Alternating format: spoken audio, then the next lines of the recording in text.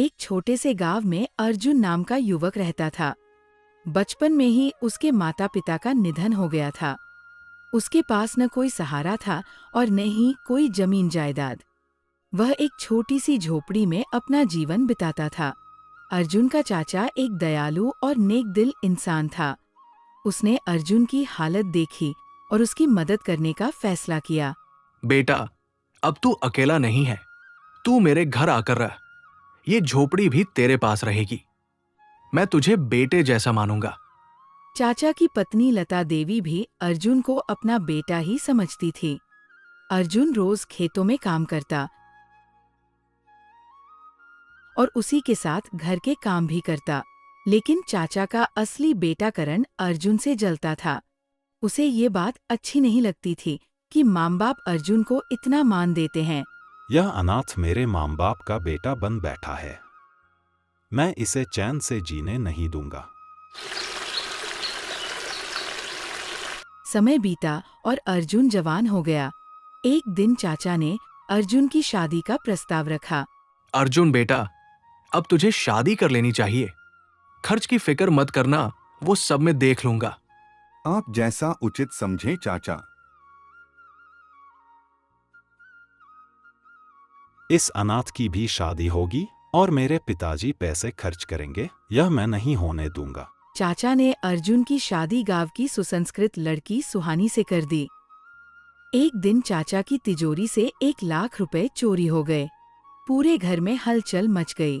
ये चोरी और कौन कर सकता है? जरूर अर्जुन ने ही पैसे चुराए होंगे। नहीं चाचा, मैंने कुछ नहीं किया। मुझ पर भरोसा कीजिए। अर्जुन पर शक नहीं था, लेकिन करण के कहने पर उसकी झोपड़ी की तलाशी ली गई और वहीं से पैसे बरामद हुए। नहीं चाचा, मैंने कुछ नहीं किया। मुझ पर भरोसा कीजिए।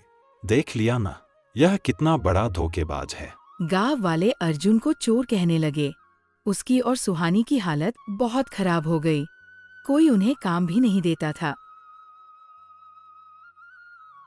हिम्मत मत हारो अर्जुन, सच एक दिन सामने आएगा। चाचा को अब भी अर्जुन पर विश्वास था। उन्होंने अपने मित्र सेठ राजेश्वर से अर्जुन के लिए काम दिलवाया।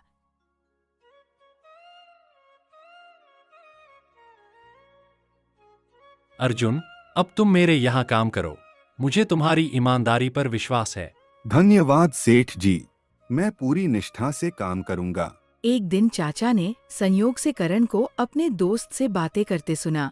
मैंने ही अपने बाप की तिजोरी से पैसे चुराए थे और चालाकी से अर्जुन की झोपड़ी में छुपा दिए। सबको बेवकूफ बना दिया। सच्चाई सुनकर चाचा दंग रह गए। चाचा ने गांव वालों की सभा बुलाई और सच्चाई सबके सामने रखी। गांव वालों, असली चोर मेरा बेटा करण है। अर्जुन निर्दोष है। हमने उस पर शक करके बहुत बड़ी गलती की है।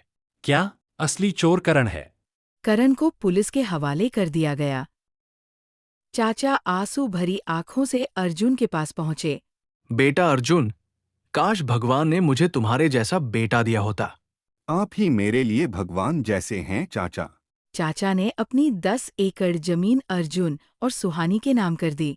गांव वाले अर्जुन की ईमानदारी और चाचा के न्याय की सराहना करने लगे और इस तरह अर्जुन और सुहानी ने सम्मान और सुखमय जीवन प्राप्त किया।